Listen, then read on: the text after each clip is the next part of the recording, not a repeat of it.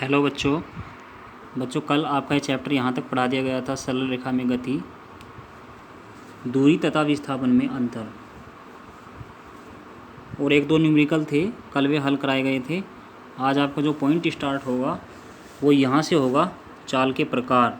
चाल तथा वेग के बारे में भी आपको बता दिया था, इसका फॉर्मूला था, इसकी विमा थी और इसका मात्रक। ये सब तीनों, ये जो तीनों चीज़ें हैं ये आपको कल बता दी गई थी। आज आपका जो पॉइंट स्टार्ट होगा वो यहाँ से होगा, चाल के प्रकार, टाइप्स ऑफ स्पीड। देखो बच्चों, जब चाल के प्रकार के बारे में बात होती है तो चाल दो प्रकार की होती है। नंबर एक होती है एक समान चाल, जिसको हम यूनिफॉर्म स्पीड बोलते हैं। इसका मतलब है कि जब कोई वस्तु समान समय अंतरालों में, इक्वल टाइम ऑफ इंटरवल्स में इक्वल डिस्टेंस तय करती है, चाहे समय अंतराल कितना ही सूक्ष्म क्यों ना हो, तब उसकी चाल एक समान चाल कहलाती है। एग्जाम्पल ले लेते हैं इसका। एक कार है जो 3 घंटे में 75 किलोमीटर की दूरी तय करती है, तथा प्रत्येक घंटे में कार द्वारा तय की गई दूरी 25 किलोमीटर है, तब कार एक समान चाल 25 किलोमीटर प्रति घंटे की स्पीड से यात्रा कर रही है या गति कर रही है। तो इसको बोलेंगे हम एक समान चाल। नेक्स्ट पॉइंट है बच्चों, असमान या परिवर्ती चाल, नॉन यूनिफॉर्म और वेरिएबल स्पीड। देखो, जब कोई वस्तु समान समय अंतरालों में भिन्न भिन्न दूरियां तय करती है, यानी कि अलग अलग दूरियां तय करती है, तब उसकी चाल असमान या परिवर्ती चाल कहलाती है। एग्जाम्पल लेते हैं इसका भी।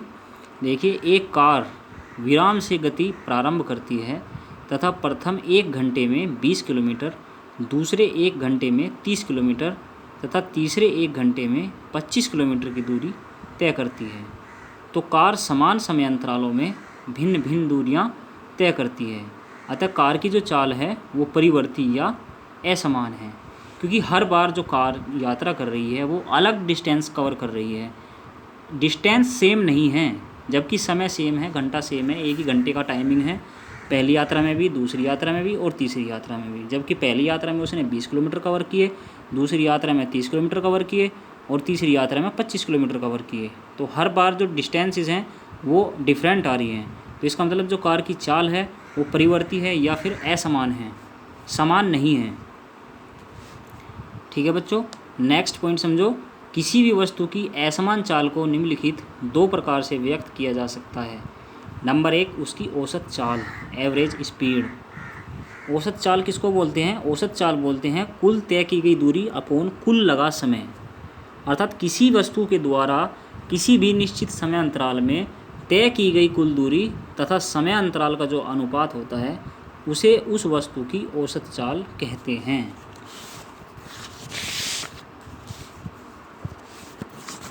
औसत चाल, देखो औसत चाल का फॉर्मूला क्या होता है बच्चों?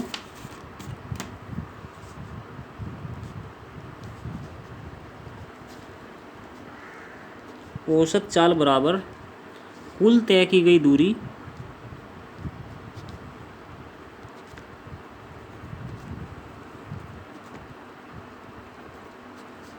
अपॉन कुल लगा समय।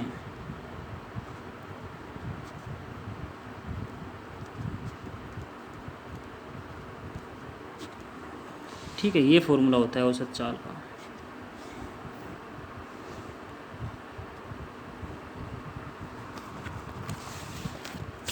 नेक्स्ट पॉइंट समझिए, इसमें कुछ स्पेशल कंडीशन है, एक बार वो समझ लीजिए।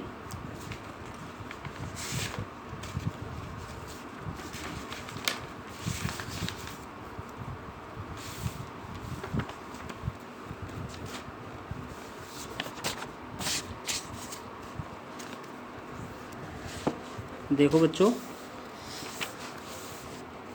कुछ विशेष स्थितियां हैं। नंबर 1 ए, जब कोई वस्तु S1, S2, S3 दूरियां क्रमशः V1, V2, V3 and up to यानी कि और भी है चालों से तय करती है, तो वस्तु द्वारा तय की गई जो कुल दूरी है उसका फॉर्मूला हो जाएगा S1 + S2 + S3 plus up to, तथा कुल लगा जो समय है वो हो जाएगा T1 + T2 + T3।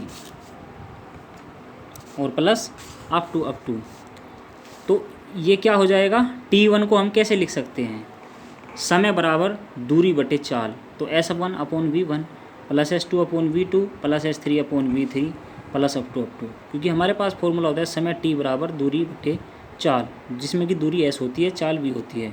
तो जो वस्तु की औसत चाल v औसत है, उसका फॉर्मूला क्या हो जाएगा, ये देखिए, वस्तु की औसत चाल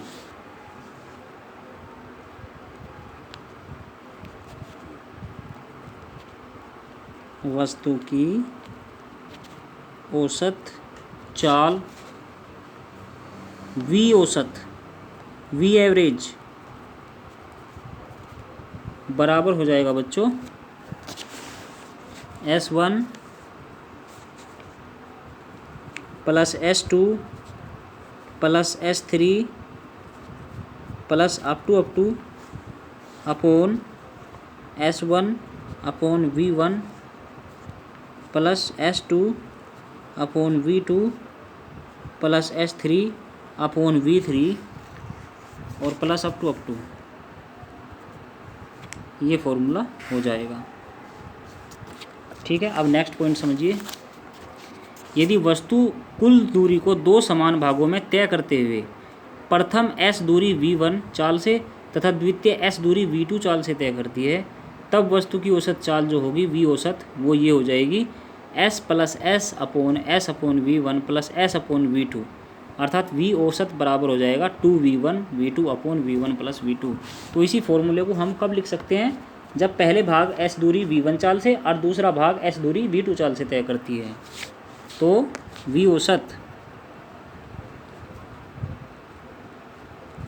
v औसत बराबर 2v1 v2 upon v1 plus v2, ये फॉर्मूला हो जाएगा।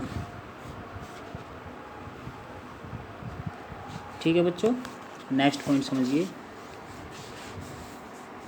देखो, जब वस्तु समय अंतरालों t1 t2 t3 up to के लिए चाल v1 v2 v3 up to से गति करती है, तब वस्तु द्वारा तय की गई कुल दूरी कितनी हो जाएगी, s1 plus s2 plus s3 plus up to and so on.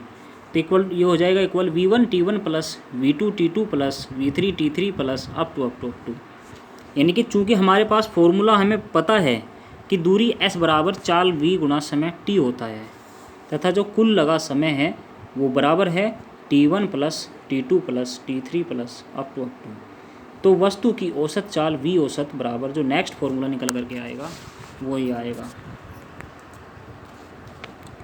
v औसत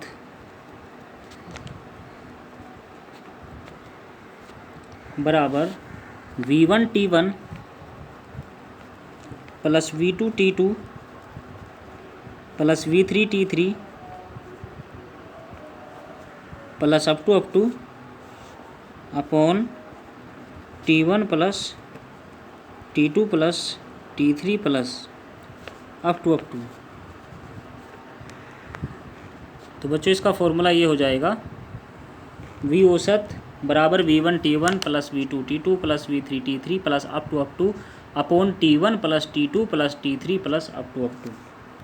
उसके बाद देखिए, यदि वस्तु कुल दूरी को दो समान समय अंतरालों में तय करते हुए प्रथम समय v1 चाल प्रथम t समय जो है v1 चाल से तथा बाद में t समय v2 चाल से गति करे, तब वस्तु की औसत चाल जो हो जाएगी वो v औसत बराबर v1 t plus v2 t upon t plus t, अर्थात v औसत बराबर हो जाएगा v1 plus v2 upon 2।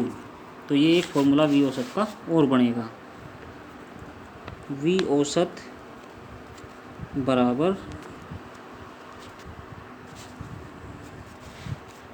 v1 plus v2 upon 2।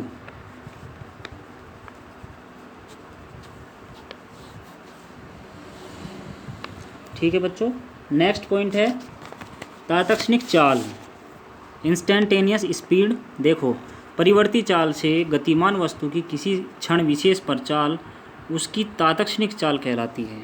यदि वस्तु का अत्यंत सूक्ष्म समय अंतराल डेल्टा टी टेंस टू 0 में डेल्टा एस दूरी तय करती है, तो वस्तु की जो तात्क्षणिक चाल का फॉर्मूला होगा वो होगा बच्चों, मैं यहाँ पे समझा देता हूँ, वस्तु की तात्क्षणिक चाल इंस्टेंटेनियस स्पीड